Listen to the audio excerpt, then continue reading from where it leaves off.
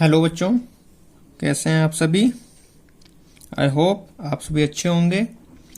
तो हमने अपने लास्ट क्लास में जो हमारा प्लांट फिजियोलॉजी का ट्रांसपोर्ट इन प्लांट चैप्टर है वो ख़त्म कर दिया था।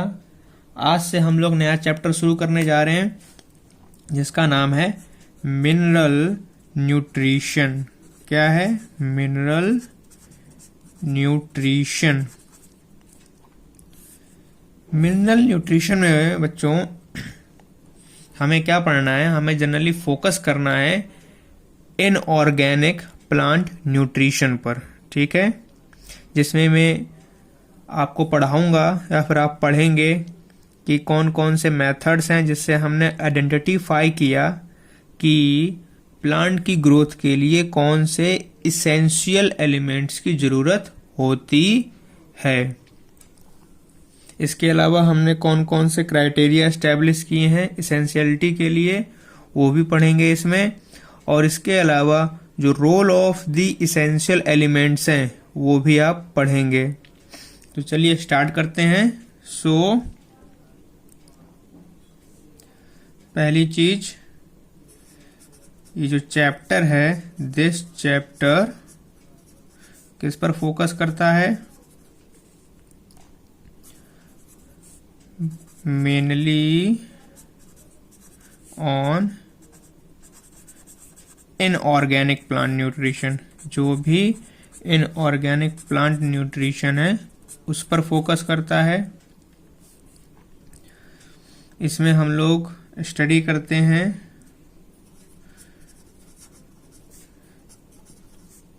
मेथड्स की, जिससे हमने आइडेंटिफाई किया कि कौन कौन से एसेंशियल एलिमेंट्स रिक्वायरमेंट हैं प्लांट की ग्रोथ के लिए।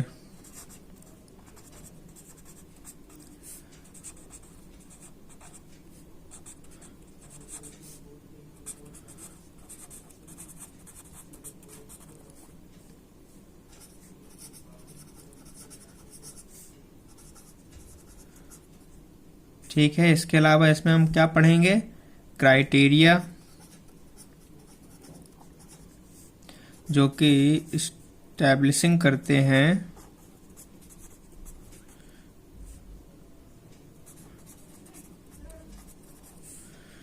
इसेंशियलिटी को, कि किस चीज़ की ज़रूरत है और किसकी ज़रूरत नहीं है। तो मिनरल न्यूट्रिशन में जो पहली चीज आपको पढ़नी है, फर्स्ट ऑफ ऑल, जो हमारे साइंटिस्ट थे जूलियस वॉन सेक, ये एक प्रोमिनेंट जर्मन बोटानिस्ट थे।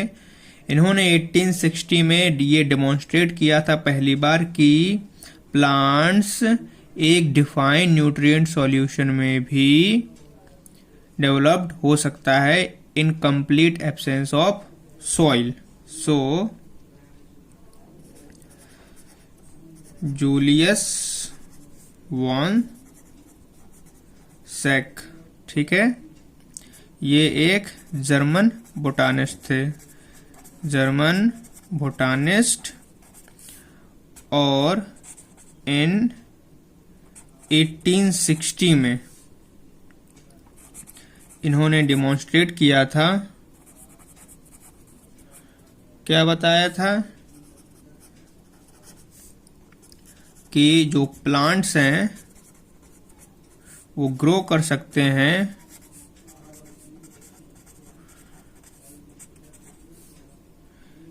एक डिफाइंड न्यूट्रिएंट सॉल्यूशन में, in a defined nutrient solution in complete absence of soil, in complete absence of soil, ठीक है। तो साइंटिस्ट का नाम है जॉन वॉन सेक। कब किया था? 1860 में किया था। और जो ये टेक्निक इन्होंने दी, इसका नाम दिया गया हाइड्रोपोनिक्स, ठीक है। the नो दिस टेक्निक जो इनके द्वारा दी गई, किस चीज के लिए? फॉर ग्रोइंग प्लांट्स, किसमें? न्यूट्रिएंट सॉल्यूशन में। ठीक है, उसको क्या नाम दिया गया? Hydroponics is known as hydroponics. तो आपने अभी तक इसमें क्या पढ़ा कि सबसे पहले जूलियस वॉन सैक, जो कि एक जर्मन बोटानिस्ट थे, उन्होंने 1860 में सबसे पहले अपने एक्सपेरिमेंट के जरिए ये डिमॉन्स्ट्रेट किया कि प्लांट विदाउट सॉइल एक प्रोमिनेंट न्यूट्रिएंट सॉल्यूशन में ग्रो कर सकता है, और इस टेक्निक को हाइड्रोपोनिक्स उन्होंने नाम दिया। इनके बाद कई सारे साइंटिस्ट आए और उन्होंने डिफरेंट मेथड्स अप्लाई किए कि जान सके कि कौन कौन से एसेंशियल एलिमेंट्स हैं जो कि प्लांट की ग्रोथ के लिए चाहिए।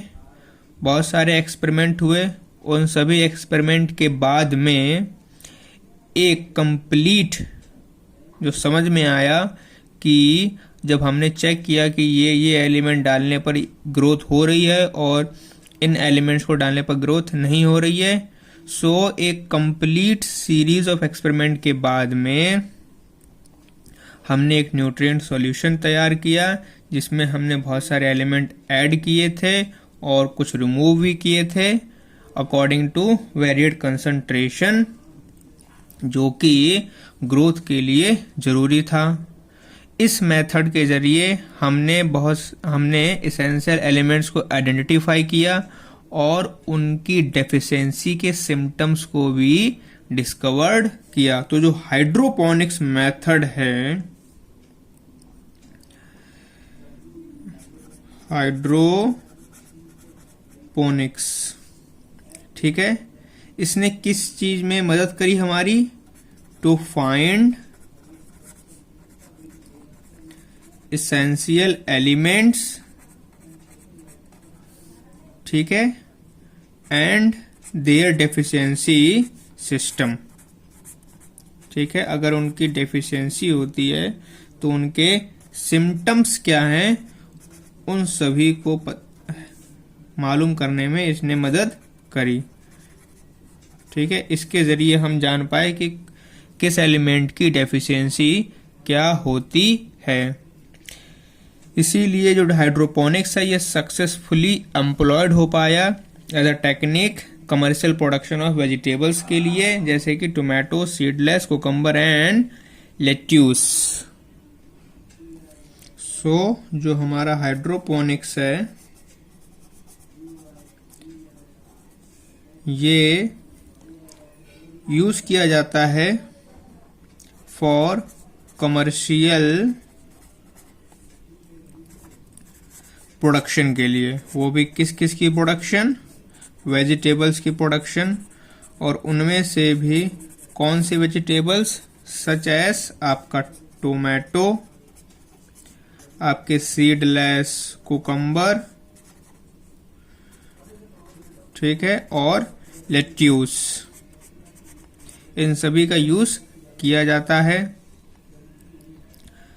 जो हाइड्रोपोनिक प्लांट प्रोडक्शन है, इसमें करते क्या है, हम लोग प्लांट्स को ग्रो करते हैं एक ट्यूब में, या फिर एक ट्यूब लेंगे, उसको हम लोग एक स्लाइंट इंक्लाइन पर रख देंगे। इसके बाद एक पंप के जरिए इसमें न्यूट्रिएंट सॉल्यूशन को सर्कुलेट करते हैं एक रिजर्वायर से, जो कि ट्यूब के दूसरे एलिवेटेड छोर पे होगा। जो ये सॉल्यूशन है ये फ्लो करेगा ट्यूब और वापस से रिजर्वायर में आ जाएगा ग्रेविटी की वजह से। तो ऐसे प्लांट्स न्यूट्रिशंस लेते रहते हैं। क्या बताया मैंने? That plants are grown in a tube और through placed on a slight incline. A pump circulates a nutrient solution from a reservoir to the elevated end of the tube. The solution flows down the tube and return to the reservoir due to gravity. ठीक है, ये आपको समझ में आ गया होगा कि hydroponic technique कैसे use.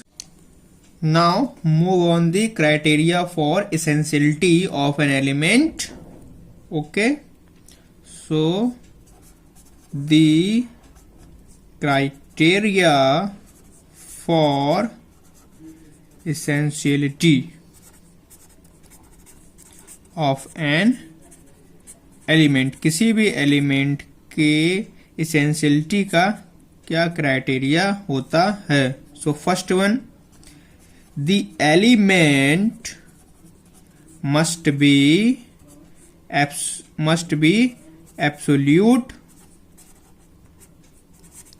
absolutely essential or necessary.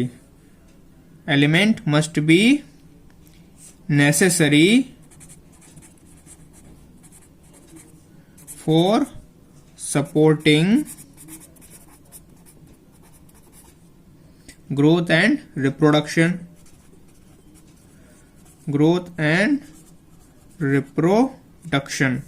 जो एलिमेंट है वो आवश्यक होना चाहिए किस चीज को सपोर्ट करने के लिए, ग्रोथ के लिए और रिप्रोडक्शन के लिए। ठीक है, दूसरा क्राइटेरिया क्या कहता है, the requirement of the element must be specific. जो रिक्वायरमेंट है एलिमेंट की वो कैसी होनी चाहिए, स्पेसिफिक होनी चाहिए। Of the element must be specific। ठीक है, और इसके अलावा उसे रिप्लेस नहीं किया जा सकता हो किसी दूसरे एलिमेंट से, नॉट रिप्लेसेबल। ठीक है, बाय अनदर एलिमेंट। ठीक है, ये बात आपको समझ में आ गई होगी। ये हमारा दूसरा क्राइटेरिया है कि एलिमेंट स्पेसिफिक हो और उसको आप किसी दूसरे एलिमेंट से रिप्लेस नहीं कर सकते हो। और जो तीसरा क्राइटेरिया हमने सेटअप किया अपना, वो था the element must be directly involve in the metabolism of the plant. जो एलिमेंट है वो डायरेक्टली प्लांट के मेटाबॉलिज्म में इन्वॉल्व होना चाहिए। The element must be directly involve in the metabolism of the plant. तो ये हमने 3 क्राइटेरिया बनाए। इन्हीं क्राइटेरियाज के ऊपर कुछ एलिमेंट्स को फाउंड किया जो कि एब्सोल्युटली एसेंशियल थे प्लांट की ग्रोथ के लिए और उसके मेटाबॉलिज्म के लिए। हमने इन एलिमेंट्स को फिर डिवाइड किया है 2 ब्रॉड कैटेगरीज में उनकी क्वांटिटेटिव रिक्वायरमेंट के हिसाब से। So after the criterias, these elements are further divided into 2 broad categories। ठीक है, और वो ब्रॉड कैटेगरीज कौन कौन सी है। पहली तो मैक्रो न्यूट्रिएंट्स, ठीक है, और दूसरी माइक्रो न्यूट्रिएंट्स। और ये जो ब्रॉड कैटेगरीज बनाई हैं ये किस चीज पर बेस्ड थी, based on their quantitative requirement, ना कि क्वालिटेटिव, कि कौन सा कितनी क्वांटिटी में चाहिए हमको एलिमेंट प्लांट की ग्रोथ के लिए। तो सबसे पहले पढ़ते हैं हम लोग मैक्रो न्यूट्रिएंट्स। किनको, मैक्रो न्यूट्रिएंट्स को। तो मैक्रो न्यूट्रिएंट्स आपके कहाँ प्रेजेंट होते हैं, ये आपके प्रेजेंट होते हैं प्लांट के टिश्यूज में। किसमें, प्लांट के टिश्यूज में, और वो भी लार्ज अमाउंट में। ठीक है, ये लार्ज अमाउंट में प्लांट के टिश्यूज में प्रेजेंट होते हैं और इनका एक मेजरमेंट है जो प्रेजेंट होंगे वो एक्सेस होगा लगभग 10 मोल पर केजी। ठीक है, वो भी किसका? ड्राई मैटर का। जो आपके मैक्रोन्यूट्रिएंट्स हैं वो 10 millimole KG inverse of dry matter present होता है प्लांट टिश्यूज में। जो मैक्रोन्यूट्रिएंट्स हैं क्या क्या इंक्लूड करते हैं? इसमें आपका कार्बन आता है, आपका हाइड्रोजन आता है, आपका ऑक्सीजन आता है, आपका नाइट्रोजन आता है, आपका फॉस्फोरस आता है, इसके अलावा सल्फर आता है और आपका पोटेशियम आता है, आपका कैल्शियम आता है एंड मैग्नीशियम। ये सभी आपके मैक्रोन्यूट्रिएंट्स होते हैं। इनमें से भी ऑफ दिस जो कार्बन है, हाइड्रोजन है और आपका ऑक्सीजन, ये आपको कार्बन डाइऑक्साइड और वाटर से मिल जाते हैं। कहाँ से ऑब्टेन्ड होते हैं? Mainly obtained from carbon dioxide and water. ये बात क्लियर हो गई आपको?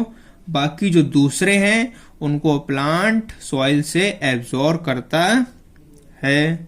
ठीक है, इसके बाद हम बात करें माइक्रो न्यूट्रिएंट्स की। तो माइक्रो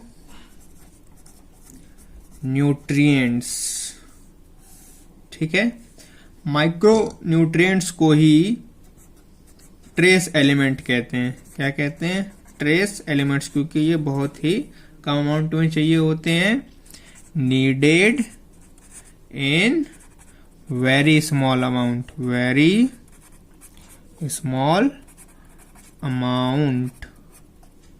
ठीक है, इनका जो स्पेसिफिक वेट बताया है वो कम होना चाहिए 10 मिली मोल पर केजी इनवर्स। वो भी किसका? ड्राई मैटर का। किसका? ड्राई मैटर का। ठीक है, और इसमें कौन कौन से एलिमेंट्स आते हैं? इसमें आपका आयरन आता है, इसमें आपका मैग्नीज आता है, इसमें आपका कॉपर आता है, मोलिब्डेनम आता है, जिंक आता है, बोरोन आता है, क्लोरीन आती है और निकेल। ठीक है, तो इन टोटल अगर आप इनको काउंट करोगे तो ये टोटल 17 एलिमेंट्स होते हैं मैक्रो और माइक्रो को मिलाकर। इनके अलावा कुछ बेनिफिशियल एटम्स जैसे कि अदर देन दीज 17 एलिमेंट्स, ठीक है, कुछ बेनिफिशियल एलिमेंट्स, सम बेनिफिशियल एलिमेंट्स भी काम में आते हैं, जैसे कि सच एस, कौन कौन से हैं वो? सिलिकॉन, कोबाल्ट और सेलेनियम। ठीक है, इनकी रिक्वायरमेंट होती है by higher plants. They are required by higher plants. ठीक है, ये बात आपको ध्यान रखनी है कि इन टोटल 17 एलिमेंट्स के अलावा जो ये 3 एलिमेंट्स हैं ये बेनिफिशियल एलिमेंट्स कहलाते हैं और ये हायर प्लांट्स को रिक्वायरमेंट होते हैं। ठीक है, अगर हम बेनिफिशियल एलिमेंट्स की बात करें तो सबसे पहले सोडियम, अच्छा मैंने इसमें सोडियम नहीं लिखा है, सोडियम। ठीक है, तो सोडियम की रिक्वायरमेंट किसको होती है? हेलोफाइट्स को, हेलोफाइट्स। ठीक है, हेलोफाइट्स में एग्जांपल अगर हम लें तो आपका एट्रीप्लेक्स, प्लेक्स को रिक्वायरमेंट होती है। क्यों? क्योंकि वहां पर सोडियम उसको हेल्प करता है C4 पाथवे में। किसमें? C4 पाथवे में। सिलिकॉन जो है ये ग्रासेस के द्वारा रिक्वायर होता है, ठीक है। और ये क्या प्रोवाइड करता है? Mechanical strength. Mechanical strength provide करता है ग्रासेस को। वहीं बात करें सेलेनियम की तो इसकी रिक्वायरमेंट एस्ट्राग्लस के द्वारा होती है। किसके द्वारा? एस्ट्राग्लस, ठीक है। और कोबाल्ट लेग्यूमिनस प्लांट्स को चाहिए। किनको चाहिए? लेग्यूमिनस प्लांट्स, ठीक है। किसके लिए चाहिए? रूट नोड्यूल को फॉर्मेशन करने के लिए। रूट नोड्यूल के फॉर्मेशन के लिए कोबाल्ट की जरूरत पड़ती है लेग्यूमिनस प्लांट्स को। इतनी बातें आपको क्लियर हो गई हैं। ये सारे पॉइंट्स आपको ध्यान रखने, इनसे क्वेश्चन पूछे जाते हैं। तो जितने भी ये टोटल एसेंशियल एलिमेंट्स हैं इनको हमने फर्दर ग्रुप्ड किया है 4 कैटेगरीज में, उनके डाइवर्स फंक्शन के हिसाब से। सो essential elements are divided into 4 groups on the basis of their function। किसके बेस पे? उनके फंक्शन के बेस पे। जैसे कि फर्स्ट वन, जो भी इसेंशियल एलिमेंट्स कंपोनेंट्स हैं किसके? बायोमोलिक्यूल्स के। जो कि कंपोनेंट्स हैं बायोमोलिक्यूल्स के, ठीक है। इसीलिए उनको हमने क्या बोला है? Structural elements. क्या बोला है? Structural elements. वो भी किसके स्ट्रक्चरल एलिमेंट्स? सेल्स के, ठीक है, सेल्स के। और इसमें हमने किस किस को रखा है? इसमें हमने रखा है आपके कार्बन को, हाइड्रोजन को, ऑक्सीजन को एंड नाइट्रोजन को। ये सारे के सारे बायोमोलिक्यूल्स के कंपोनेंट्स हैं और ये स्ट्रक्चरल एलिमेंट्स होते हैं सेल्स के। फिर जो दूसरा ग्रुप हमने बनाया वो बनाया उनका जो कंपोनेंट्स होते हैं एनर्जी रिलेटेड केमिकल कंपाउंड के। Components of energy related chemical compounds. क्या? केमिकल कंपाउंड्स, ठीक है। और इसमें हमने किन को रखा है? इसमें हमने मैग्नीशियम को रखा है। इसकी रिक्वायरमेंट कहाँ होती है? क्लोरोफिल में। क्लोरोफिल में, ठीक है। और आपका फास्फोरस जिसकी जरूरत कहाँ पड़ती है? एटीपी में। किसमें? एटीपी में। इसके बाद हमने इस बेस पे डिवाइड किया थर्ड ग्रुप को कि कौन सा एक्टिवेट करता है और कौन सा इनहिबिट करता है। किसको? एंजाइम्स को, ठीक है। सो जो थर्ड ग्रुप बनाया दैट एक्टिवेट और इनहिबिट एंजाइम्स, ठीक है। अगर एग्जाम्पल लें इसमें हम लोग तो जो आपका मैग्नीशियम 2 पॉजिटिव है ये एक्टिवेटर होता है किस चीज का? ये आपका एक्टिवेटर होता है रैबुलोज के लिए और फॉस्फोफिनॉल पायरुवेट कार्बोलेस के लिए, ठीक है। तो दोनों के लिए है, फॉर बोथ राइबोलोस बाइफॉस्फेट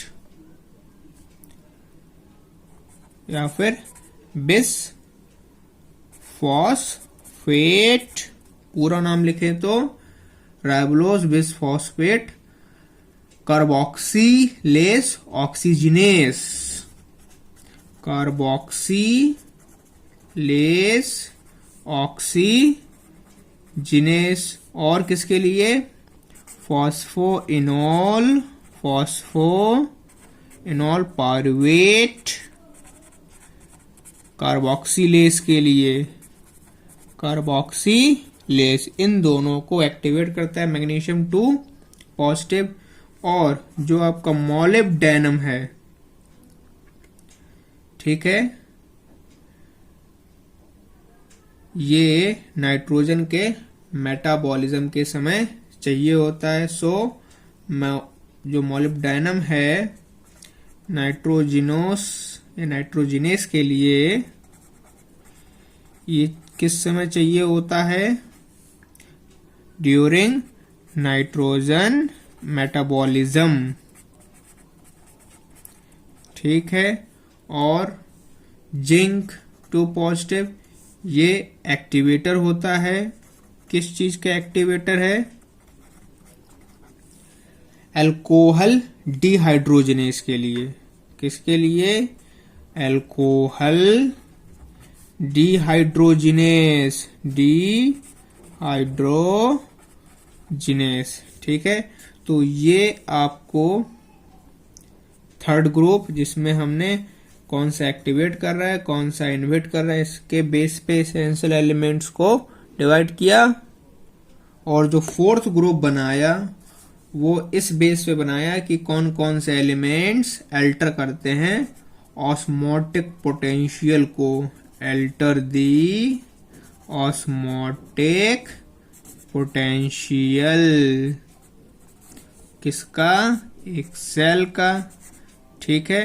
तो इसमें हमने एग्जाम्पल लें तो आपका पोटेशियम, क्या पोटेशियम आप लोग जानते हैं ये प्ले करता है अपना इम्पोर्टेंट रोल। कौन सा है? स्टोमेटा की ओपनिंग, किसमें? इन दी ओपनिंग, और साथ ही साथ क्लोजिंग भी, ठीक है, क्लोजिंग ऑफ स्टोमेटा। तो ये हमने 4 ग्रुप्स में एसेंशियल एलिमेंट्स को उनके फंक्शन के बेस पे डिवाइड कर दिया। अब हम बात करते हैं इसके बाद deficiency symptoms of essential elements, कि एलिमेंट्स जब नहीं होते हैं तो उनके डेफिशिएंसी सिम्टम्स क्या क्या हैं। Deficiency symptoms of essential elements. तो क्या होता है कि जब कभी भी जो सप्लाई होती है एसेंशियल एलिमेंट्स की वो लिमिटेड हो जाती है, ठीक है, तो उससे प्लांट की ग्रोथ रिटार्ड होना शुरू हो जाती है, ठीक है। या फिर जो कंसंट्रेशन है एसेंशियल एलिमेंट्स की वो क्रिटिकल कंसंट्रेशन से जब नीचे चली जाए, ठीक है, जो रिक्वायर्ड है उससे नीचे चली जाए, तब भी प्लांट की ग्रोथ रिटार्ड होने लगती है, ठीक है। तो जब कभी भी हम जानते हैं कि हर एक एलिमेंट अपना एक स्ट्रक्चरल और फंक्शनल रोल प्ले करता है प्लांट में, अगर वो एलिमेंट वहां पर प्रेजेंट ना हो, उसकी डेफिशिएंसी हो जाए, तो उससे प्लांट्स में हमें मॉर्फोलॉजिकल चेंजेस देखने को मिलते हैं। सो डेफिशिएंसी में फर्स्ट थिंग क्या? In the absence of any particular element, plant क्या करेगा, प्लांट जो है वो शो करते हैं कुछ सर्टेन मॉर्फोलॉजिकल चेंजेस। कैसे चेंजेस, मॉर्फोलॉजिकल चेंजेस। ठीक है, ये बात आप समझ गए। जब कभी भी किसी एलिमेंट की डेफिशिएंसी हो जाती है तो प्लांट मॉर्फोलॉजिकल चेंजेस शो करता है। जो ये मॉर्फोलॉजिकल चेंजेस होते हैं ये इंडिकेटिव होते हैं कि किसी पर्टिकुलर एलिमेंट की डेफिशिएंसी हो गई है और इसी को डेफिशिएंसी सिम्टम्स कहा जाता है। ठीक है, जो डेफिशिएंसी सिम्टम्स हैं ये हर एक एलिमेंट के अलग अलग होते हैं और ये डिसअपीयर हो जाते हैं जब डेफिशिएंट मिनरल न्यूट्रिएंट प्रोवाइड कर दिया जाता है। तो यदि डेफिशिएंसी लगातार बनी रहे तो इससे किसी प्लांट की डेथ भी हो सकती है। जो प्लांट के पार्ट्स होते हैं ये डेफिशिएंसी सिम्टम्स को शो करते हैं और जो डेफिशिएंसी सिम्टम्स हैं ये डिपेंड करता है मोबिलिटी ऑफ द एलिमेंट की किसी भी प्लांट के अंदर। ठीक है, सो जो डेफिशिएंसी सिम्टम्स हैं ये किस पर डिपेंड करेंगे, डिपेंड करते हैं ऑन दी मोबिलिटी पर, मोबिलिटी ऑफ द एलिमेंट। ठीक है, किसमें, प्लांट में, इन दी प्लांट। ठीक है, उन एलिमेंट्स के लिए जो एक्टिवली मोबिलाइज्ड हो जाते हैं प्लांट के अंदर और एक्सपोर्टेड हो जाते हैं यंग डेवलपिंग टिश्यूज में, तो उन प्लांट्स में हमें सबसे पहले डेफिशिएंसी ओल्डर टिश्यूज में देखने को मिलेगी। किसमें, ओल्डर टिश्यूज में। तो मैंने क्या बताया, for elements that are actively mobilized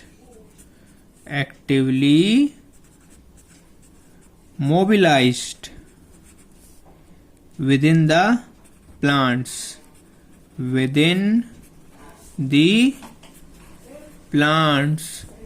और एक्सपोर्टेड हो जाएं, क्या हो जाएं, एंड एक्सपोर्टेड।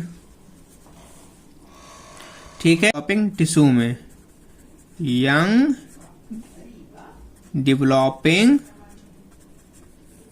टिश्यूज, तो उसमें जो आपको डेफिशिएंसी सिम्टम्स हैं वो आपको कहाँ दिखेंगे, वो अपीयर होंगे आपको ओल्डर टिश्यूज में सबसे पहले। ठीक है, tend to appear first in the older tissue। ये बात आपको मेरी ध्यान रखनी है जो कि बहुत इंपॉर्टेंट है कि यदि मोबिलाइज्ड हैं एलिमेंट्स तो आपको सबसे पहले सिम्टम्स जो हैं वो आपको ओल्डर टिश्यूज में देखने को मिलेंगे। ठीक है, जैसे कि अगर डेफिशिएंसी सिम्टम्स हैं, एग्जांपल ले ले, अगर हम लोग, अगर हमारे पास डेफिशिएंसी सिम्टम्स हैं, डेफिशिएंसी सिम्टम्स वो भी किस किस के, नाइट्रोजन के, पोटेशियम के और मैग्नीशियम के, तो ये कहाँ पर विजिबल होंगे, आर विजिबल कहाँ पर, सेनेसेंट लीव्स में, इन द सेनेसेंट लीव्स। ठीक है, जो लगभग मरने वाली होंगी। और जो ओल्डर लीव्स हैं जिनमें बायोमोलिक्यूल्स कंटेन करके रखा है, ये एलिमेंट्स ब्रोकन डाउन हो जाएंगे और एलिमेंट्स को बनाएंगे ताकि उनका मोबिलाइजेशन हो सके यंगर लीव्स में। तो जब वहां से मूव करके चले जाएंगे, मतलब कि ओल्डर टिश्यूज से मूव करके न्यू टिश्यूज के पास पहुंच जाएंगे, तो न्यू टिश्यूज तो शो नहीं करेंगे, शो कौन करेगा? ओल्डर टिश्यू सिम्टम्स शो करेंगे।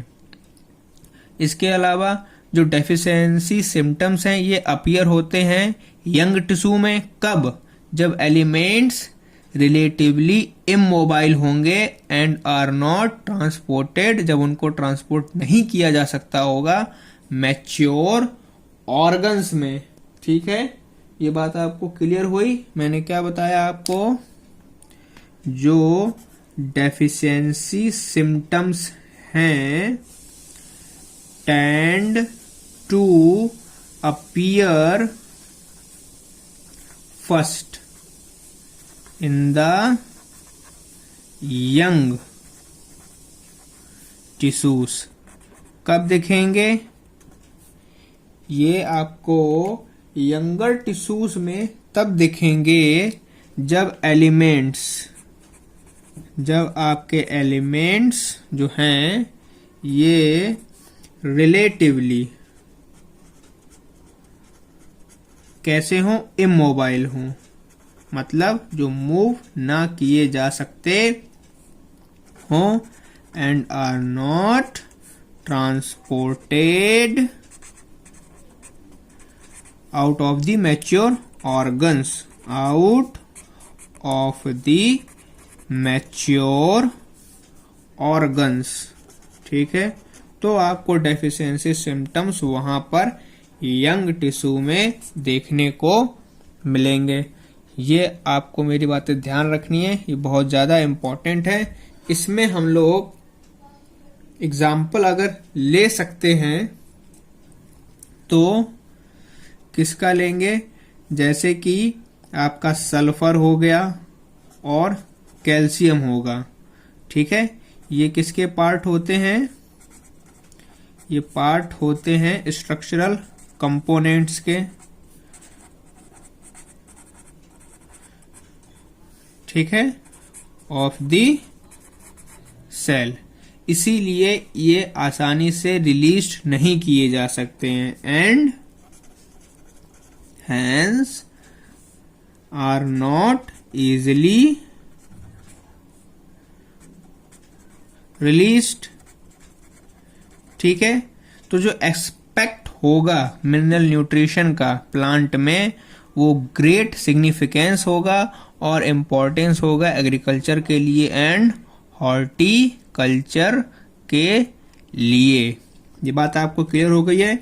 आपको ध्यान रखनी है तो इम्पोर्टेंट बातें कि सबसे पहले डेफिशिएंसी सिम्टम्स कब और किस में दिखाई दे रहा है। So after deficiency symptoms now move on the next topic, that is toxicity of micro nutrients.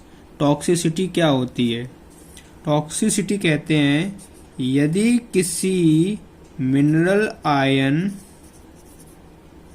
Concentration जो है वो अगर इन टिश्यूज में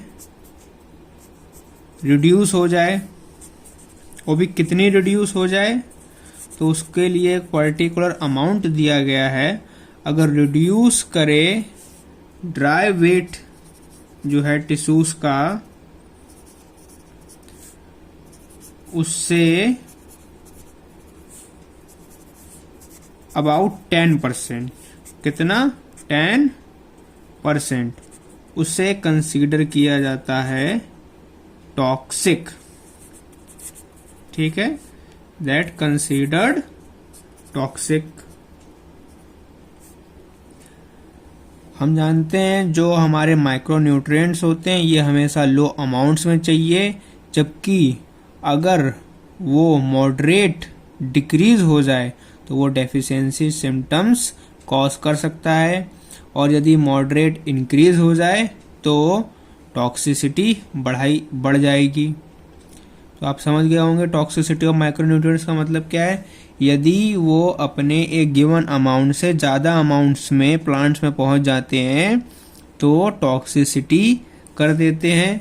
अगर हम लोग एग्जाम्पल लें तो जो मैग्नीज की टॉक्सिसिटी होगी, किसकी? मैग्नीज की टॉक्सिसिटी किस फॉर्म में अपीयर होगी हमें? ब्राउन स्पॉट्स के फॉर्म में। किस फॉर्म में? ब्राउन स्पॉट्स के फॉर्म में, जो कि सराउंडेड होंगे by chlorotic veins, by chlorotic veins. ठीक है, ये बहुत ही ज़्यादा जरूरी है जानना कि जो मैग्नीज है वो compete करता है आयरन के साथ में और मैग्नीशियम के साथ में अपटेक के लिए, और मैग्नीशियम के साथ में बाइंडिंग विद द एंजाइम्स। जो मैग्नीज है ये पहला एक तो कैल्शियम के ट्रांसलोकेशन को सूट अपेक्स में इनहिबिट करता है। इस वजह से मैग्नीज की एक्सेस हो जाती है, और जब मैग्नीज की एक्सेस हो जाएगी तो ये इंड्यूस करेगा आयरन की डेफिशिएंसी को, मैग्नीशियम की डेफिशिएंसी को और कैल्शियम की डेफिशिएंसी को। इसीलिए कहा जाता है यदि किसी एक की टॉक्सिसिटी बढ़ जाए, अगर एक की किसी की कंसंट्रेशन बढ़ जाए तो वो दूसरे जो एलिमेंट्स हैं उनकी डेफिशिएंसी कर देगा, और इसी वजह से उसको टॉक्सिक कहा जाता है। तो ये टॉक्सिसिटी ऑफ माइक्रोन्यूट्रिएंट्स आपको क्लियर हो गया होगा। यदि किसी रिक्वायरमेंट माइक्रोन्यूट्रिएंट अपने मॉडरेट लेवल से ज़्यादा जाए तो उसे टॉक्सिसिटी कहेंगे, उसके लिए अमाउंट दी गई है, यदि ड्राई वेट का 10% हो जाए। आफ्टर दिस बात करते हैं मिनरल एब्जॉर्प्शन की। किसकी? Mineral absorption. चलिए देखते हैं मिनरल एब्जॉर्प्शन में क्या है। हम जानते हैं कि जो मिनरल सॉल्ट्स है इनका मेन सोर्स सॉइल है, तो जो ये मिनरल सॉल्ट्स होते हैं इनको रूट हेयर के रीजन के थ्रू एब्जॉर्ब किया जाता है, और जो ये मूवमेंट होता है मिनरल आयन का इसको हम लोग बोलते हैं फ्लक्स, और जब इनवर्ड मूवमेंट होता है सेल के अंदर उसको बोला जाता है इनफ्लक्स, और यदि बाहर हो रहा हो तो ई फ्लक्स। सो मिनरल एब्जॉर्प्शन में जो मेन सोर्स है, main source of mineral salt सभी जानते हैं आपका सॉइल। ठीक है, मिनरल सॉल्ट्स को एब्जॉर्ब कौन कर रहा है? Absorb by root hair region of root, root hair region of root. ठीक है, इसके बाद फ्लक्स क्या होता है? फ्लक्स मैंने अभी बताया आपको, movement of mineral ions, the movement of mineral ions, उसको हम लोग बोलते हैं फ्लक्स। ठीक है, और इनफ्लक्स क्या होगा? इन फ्लक्स क्या बताया था? Inward movement, inward movement. ठीक है, इनसाइड दी सेल, सेल के अंदर, उसे इनफ्लक्स कहेंगे, और आउटवर्ड को outward movement H E flux. ये दोनों ही बातें आपको क्लियर हो गई होंगी। इनवर्ड मूवमेंट ई फ्लक्स, इनफ्लक्स, और आउटवर्ड ई फ्लक्स। हम बात करते हैं जो मिनरल एब्जॉर्प्शन होता है वो कितने फेस में अकर होता है। तो मिनरल एब्जॉर्प्शन 2 फेस में अकर होता है। पहले फेस में क्या होता है कि इनिशियल रैपिड अपटेक होता है आयंस का फ्री स्पेसेस में, या फिर कहें आउटर स्पेसेस में जो सेल का होता है। इसके बाद जो एपोप्लास्ट है वो एपोप्लास्ट मतलब जो इंटरसेलुलर स्पेस और जो सेल वॉल है इसको मिलाकर बोलते हैं एपोप्लास्ट, जो कि एक पैसिव प्रोसेस होती है। तो इसमें अपटेक हो गया। सेकेंड फेज में क्या होता है अपटेक के, जो आयंस है इनको धीमे धीमे इनर स्पेस में ले जाया जाता है। इसके बाद जो सिम्प्लास्ट है सेल का, ये बोथ एक्टिव और पैसिव प्रोसेस होती है। इसमें generally mainly active process involve होती है। जो पैसिव मूवमेंट होता है आयंस का सिम्प्लास्ट में, वो आयन चैनल्स के थ्रू होगा, जो कि ट्रांसमेम्ब्रेन प्रोटीन, और जो ये ट्रांसमेम्ब्रेन प्रोटीन होती है ये सिलेक्टिव पोर की तरह काम करती है। केवल सिलेक्टिबल को ही पास आउट होने देगी, बाकियों को पास आउट नहीं होने देगी। जो एक्टिव इनफ्लक्स होगा और जो एक्टिव इफ्लक्स होगा सिम्प्लास्ट से अकर होगा with the help of pump protein and with expenditure of energy. मतलब इसमें फिर एनर्जी का खर्चा होगा, एनर्जी का एक्सपेंडिचर होगा। So the mineral absorption occurs in two phases. जो मिनरल हैं इनका एब्जॉर्प्शन दो फेस में होता है। फर्स्ट फेस में क्या होगा, रैपिड अपटेक होगा आयंस का, ठीक है। कहां पर होगा, इनटू दी फ्री स्पेस। जो फ्री स्पेस होता है उसमें, वो भी किसके, सेल के।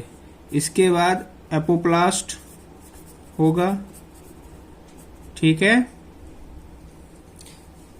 जो कि एक पैसिव प्रोसेस है, which is a passive process. Apoplast symplast पढ़ाया था मैंने आपको। दूसरे में फेस में क्या होगा, जो ये आयंस को अपटेक किया गया है उनको लेकर जाया जाएगा। सेकेंड फेस में आयंस आर धीमे धीमे लेकर जाएंगे। Ions are taken in slowly into the inner space. कहां पर, इनर स्पेस। और उसके बाद सिम्प्लास्ट जो है सेल का, जो कि एक्टिव भी हो सकता है और पैसिव भी हो सकता है, which is both active and passive. Both active and passive process, ठीक है, इन्वॉल्व होंगी आपके सेकेंड फेज में। जो पैसिव मूवमेंट होता है आयंस का सिम्प्लास्ट में, वो अकर होता है आयन चैनल्स के जरिए। The passive movement of ions symplast में होगा, वो अकर होगा थ्रू आयन चैनल्स। किसके थ्रू होगा, आयन चैनल्स के थ्रू, जो कि ट्रांस मेम्ब्रेन प्रोटीन्स होती हैं। हम जानते हैं विच जो चैनल्स होते हैं ये ट्रांस मेम्ब्रेन प्रोटीन होते हैं और यही मूवमेंट कराते हैं और एक्ट करते हैं एज सिलेक्टिव पोर। एक्ट एज सिलेक्टिव पोर, ठीक है। जो एक्टिव इनफ्लक्स है और ई फ्लक्स है ये सिम्प्लास्ट से होता है। दी एक्टिव इनफ्लक्स एंड इफ्लक्स, ये सिम्प्लास्ट से होंगे, फ्रॉम सिम्प्लास्ट, और अकर होंगे किसकी हेल्प से, occur with the help of pump protein, pump proteins with expenditure of ATP, जिसमें एनर्जी का भी यूज होगा, with expenditure of ATP. So mineral का एब्जॉर्प्शन दो फेज में हो रहा है। In the first phase an initial rapid uptake of ions into the free space of the cell, the apoplast, which is a passive process in the first phase. Now in the second phase of uptake, the ions are taken in slowly into the inner space, the symplast of the cell, which is both active and passive process involved. The passive movement of ions in symplast occur through ion channels, which are transmembrane proteins and act as a selective force. The active influx and efflux from symplast occur with the help of pump proteins and with expenditure of energy. अब आपको ये mineral absorption clear हो गया होगा। अब ये जो मैं बार बार बोल रहा हूं पैसिव और एक्टिव, इन पर ध्यान देते हैं। ये हैं हमारे मेथड्स ऑफ मिनरल एब्जॉर्प्शन। तो हमारा जो नेक्स्ट टॉपिक है that is methods of mineral absorption. Methods of mineral absorption, जो कि दो टाइप का होता है। एक पैसिव होता है, passive means without use of ATP, और दूसरा एक्टिव होता है जिसमें एक्सपेंडिचर होगा एटीपी का। सो पहले बात करते हैं पैसिव की। किसकी? पैसिव की। इसमें बाय सिंपल डिफ्यूजन होता है। किसके जरिए होता है? Bye simple diffusion. ठीक है। इस मेथड में क्या होता है, जो मिनरल आयंस हैं आपके वो डिफ्यूज हो जाते हैं, में डिफ्यूज, ठीक है, वो डिफ्यूज हो जाते हैं into root cells from the soil solution, from the soil solution. ठीक है। दूसरी चीज क्या हो सकती है इसमें? By mass flow. By mass flow, पहले तो डिफ्यूजन के प्रोसेस से, बाद में दूसरा बाय मास फ्लो। इसमें क्या होता है, जो मिनरल्स आयन का एब्जॉर्प्शन होता है वो वाटर के साथ में होता है, इन्फ्लुएंस ऑफ ट्रांसपीरेशन। जो आपके मिनरल आयंस हैं ये इनका एब्जॉर्प्शन होता है किसके जरिए? अकर विथ फ्लो ऑफ वाटर, और किसके इन्फ्लुएंस में? Under the influence of transpiration, transpiration. तो पैसिव में विदाउट यूजिंग एनर्जी, एक तो सिंपल डिफ्यूजन के जरिए हो रहा है एब्जॉर्प्शन, और दूसरा मास फ्लो के जरिए एब्जॉर्प्शन होता है। अब बात करते हैं कि जो एब्जॉर्प्शन है ये कंप्लीटली पैसिव क्यों नहीं हो पाता है। तो इसके दो रीजन हैं। सो क्या बताया मैंने आपको अभी, that why absorption is not completely passive. पूरा का पूरा प्रोसेस पैसिव ही क्यों नहीं हो जाता है? तो वो इसलिए नहीं हो पाता है, पहली बात तो जो मिनरल्स हैं ये प्रेजेंट होते हैं सॉइल में एज अ चार्ज पार्टिकल, जो कि मोस्टली सेल मेम्ब्रेन के अक्रॉस पैसिवली क्रॉस नहीं कराए जा सकते हैं। ठीक है, तो पहला रीजन जो आपके मिनरल्स प्रेजेंट होते हैं सॉइल में, ठीक है, ये एज अ चार्ज्ड पार्टिकल होते हैं, एज अ चार्ज्ड पार्टिकल। ठीक है, जो कि चार्ज पार्टिकल हैं तो मोस्टली इनको मूव नहीं कराया जा सकता है अक्रॉस सेल मेम्ब्रेन पैसिव तरीके से, अक्रॉस सेल मेम्ब्रेन पैसिवली।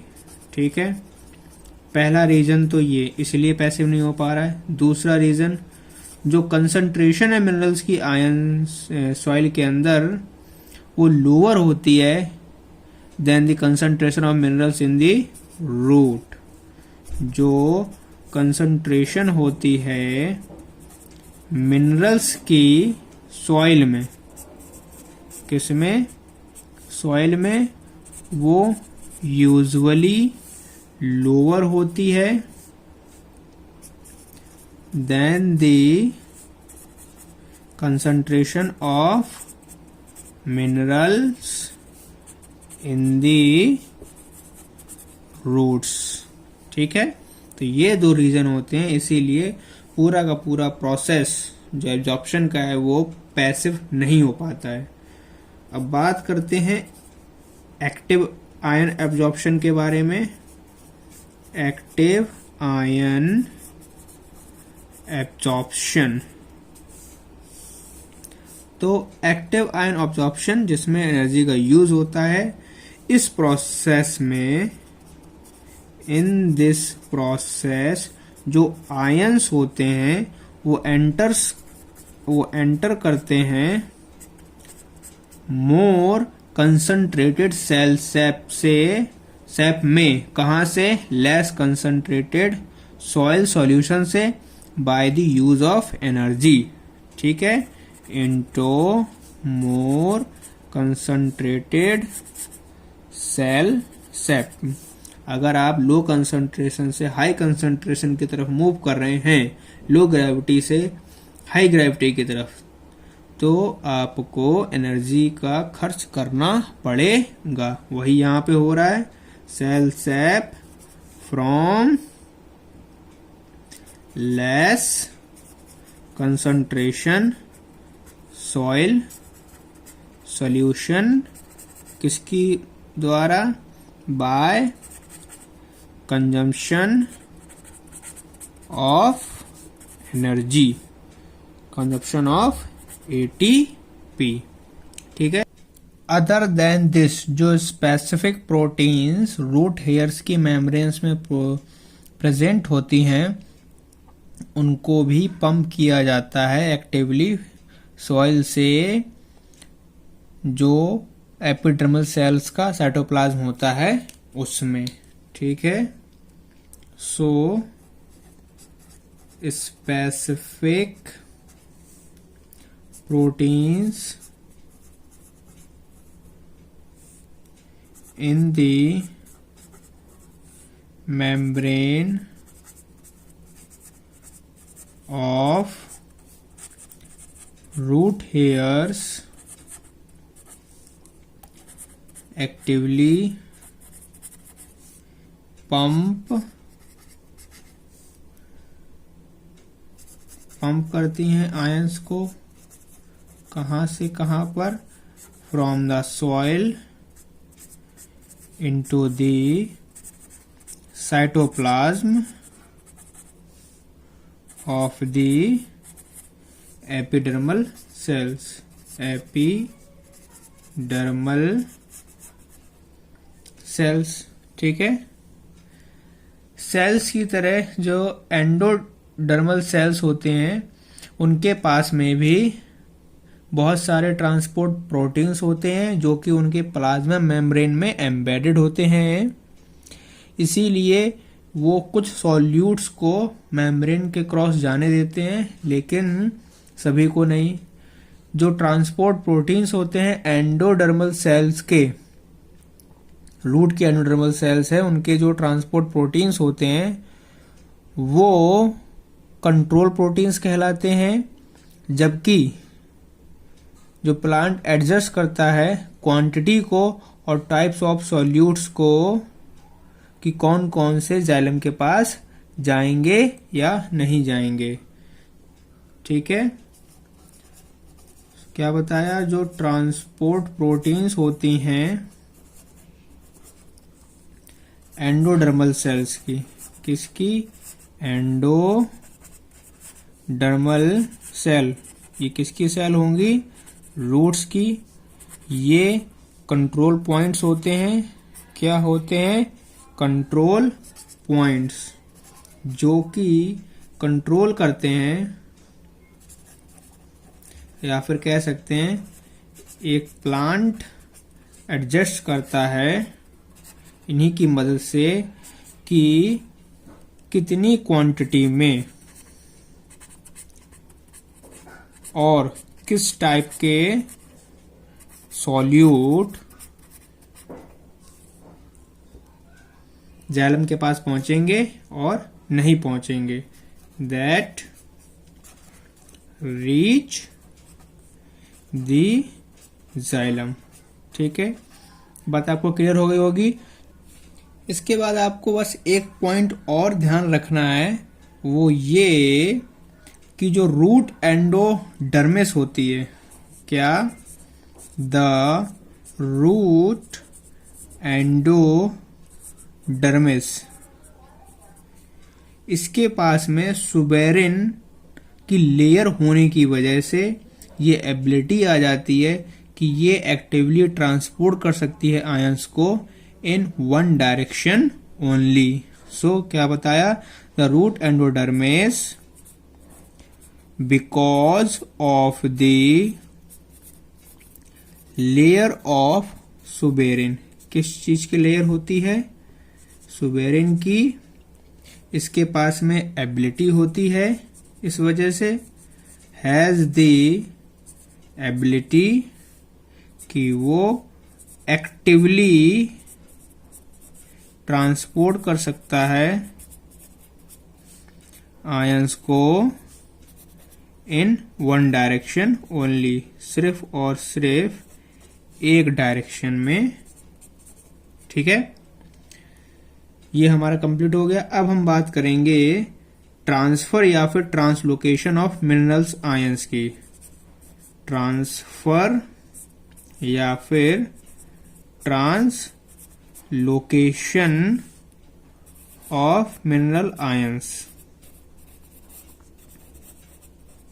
ठीक है, इसमें क्या पढ़ना है आपको कि जब आयंस जाइलम के पास पहुंचते हैं, रूट के जाइलम के पास में, चाहे वो एक्टिव तरीके से पहुंचे हों, चाहे पैसिव एब्जॉर्प्शन से पहुंचे हों, या फिर दोनों के कम्युलेटिव एक्टिविटी से पहुंचे हों, उसके बाद उनको जो ये आयंस है उनको ट्रांसपोर्ट कर दिया जाता है प्लांट्स के सभी पार्ट्स में, वो भी प्लांट्स के सभी पार्ट के स्टेम की तरफ। ठीक है, और ऐसा हो पाता है ट्रांसपिरेशन फ्लो की वजह से, जो कि जाइलम में होता है।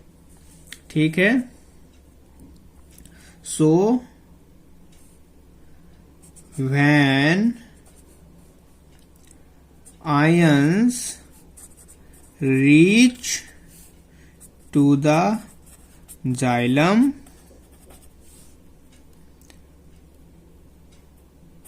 they are transported, उनको ट्रांसपोर्ट कर दिया जाता है to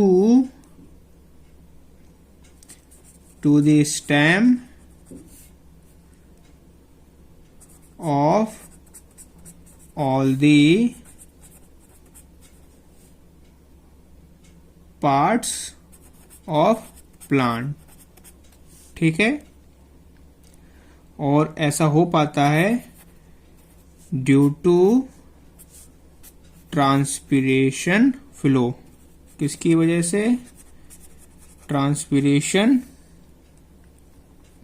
फ्लो की वजह से, जो कि जाइलम से होता है, थ्रू जाइलम।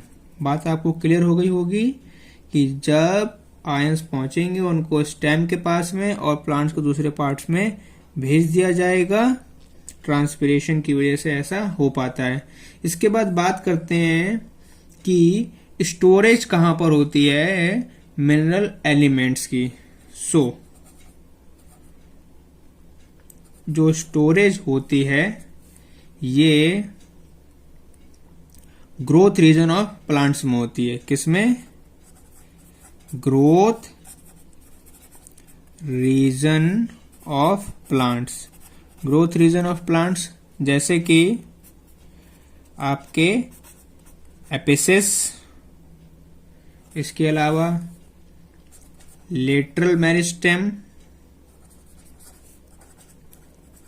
ठीक है, इसके अलावा आपके यंग लीव्स में हो सकता है, वो भी स्टोरेज करती हैं। और डेवलपिंग फ्लावर्स हो गए, वहां पर भी होता है। फ्रूट्स में, सीड्स में और स्टोरेज ऑर्गन्स में, इन सभी जगहों पर मिनरल्स का स्टोरेज होता है। जब हम लोग एनालिसिस करते हैं जाइलम सिक्रीशन की, तो वो हमें ये शो करता है कि जो नाइट्रोजन का ट्रांसलोकेशन है वो इनऑर्गेनिक आयंस के फॉर्म में होता है, और मोस्ट ऑफ जो पार्ट है इसका वो ऑर्गेनिक अमाइड्स के फॉर्म में होता है। सो हमने एनालिसिस के बाद क्या फाइंड किया? जो एनालिसिस है जाइलम सिक्रीशन की, वो क्या शो करती है? एज शो दैट की कुछ nitrogen, some nitrogen translocated in the form of inorganic ions, inorganic ions। लेकिन जो मोस्ट ऑफ पार्ट है उसका, जो मोस्ट ऑफ द पार्ट है वो ट्रांसलोकेटेड होता है in the form of organic amides, organic amides. ठीक है, ये आपको ध्यान रखना है। इसके अलावा या फिर इन्हीं की तरह जो आपका फॉस्फोरस है और जो सल्फर है, ये भी ट्रांसलोकेटेड होते हैं ऑर्गेनिक कंपाउंड के फॉर्म में, और also translocated in the form of organic compound.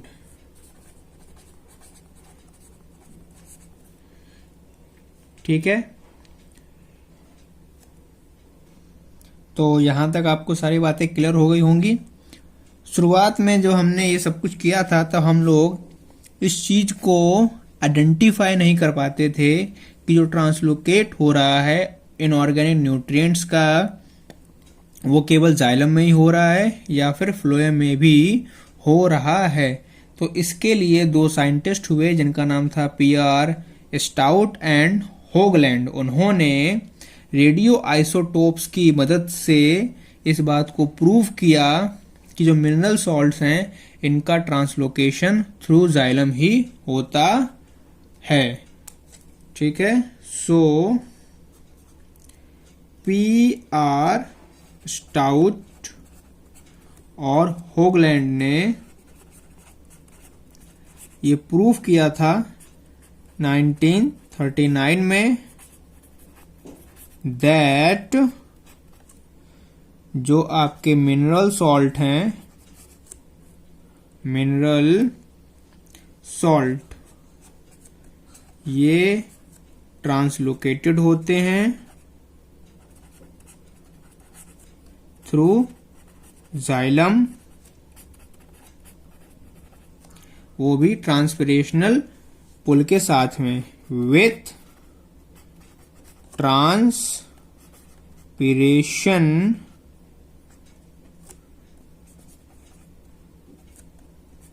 Pull.